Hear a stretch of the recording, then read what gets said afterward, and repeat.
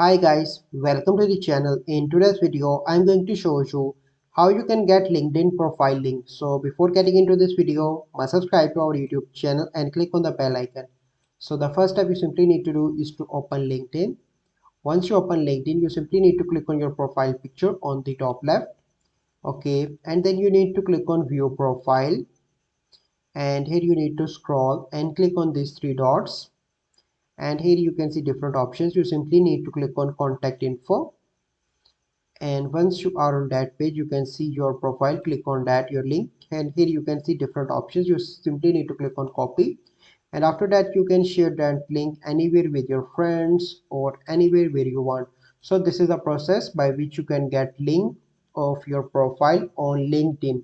I hope you find this video helpful. If you find this video helpful, must like this video, subscribe to our YouTube channel for future videos. We'll see you in the next video. Thank you, have a good day.